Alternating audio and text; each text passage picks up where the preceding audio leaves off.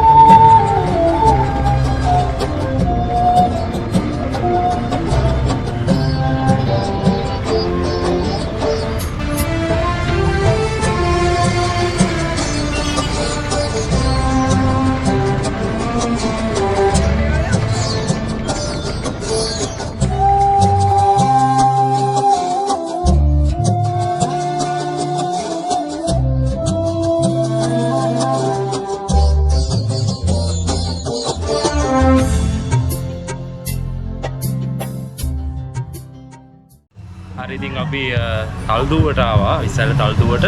ඉතින් මෙතන දන්සැල් දෙකක් තිබ්බා. ඔයාලට පෙන්වන්න පුළුවන්. මේ තියෙන්නේ බත් දන්සැල්. ඉතින් එහා පැත්තේ තියෙනවා බත් කාලා උන්න කියලා ගන්න පුළුවන්. කුක්සරට් දන්සැල්.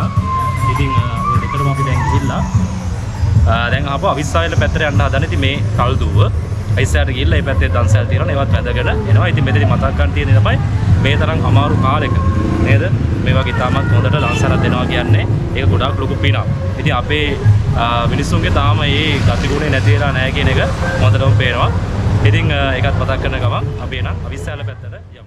ඉතින් අපි ආවා දෙහියෝ විටට. ඉතින් එන ගමන් අපිට දෙහියෝ විටින් හම්බුණා ක්ලබ් දන්සැලක්. හිතනවාද? ඉතින් ගොඩක් පින් සිද්ධ වෙනවා හැමෝටම. ඉතින් මේ වගේ හැමතැනම මම හිතන්නේ ලංකාවේ 8000කට වැඩි දන්සැල් ප්‍රමාණයක් අද පොය දවසේ දෙනවා කියලා තමයි සඳහන් වෙන්නේ. ඉතින් එහෙනම් අපි ඊළඟට යනවා රුවන්වැලි පැත්තට. අපි ගිහිල්ලා හම්බෙමු.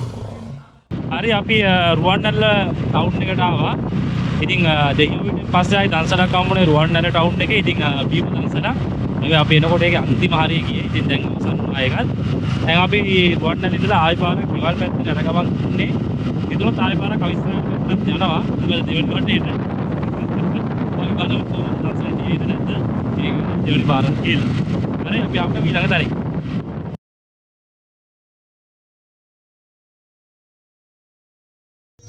ඉතින් අපි රුවන්වැල්ල ඉඳලා දැන් ආවා. අපි දැන් ඉන්නේ මොරලි ඔය වත්තේ. ඉතින් මෙතනක් තියෙනවා දන්සැලක්, බත් දන්සැලක්. ඉතින් අපි දැන් ඒකට යන්න හදන්නේ. සෙනග නම් එච්චරම නෑ ටිකයි ඉන්නේ. දැන් හවස් වෙලා ඉඳලා අපි නම් බලමු ඒකටත් ගිහලා මොන වගේද කියලා.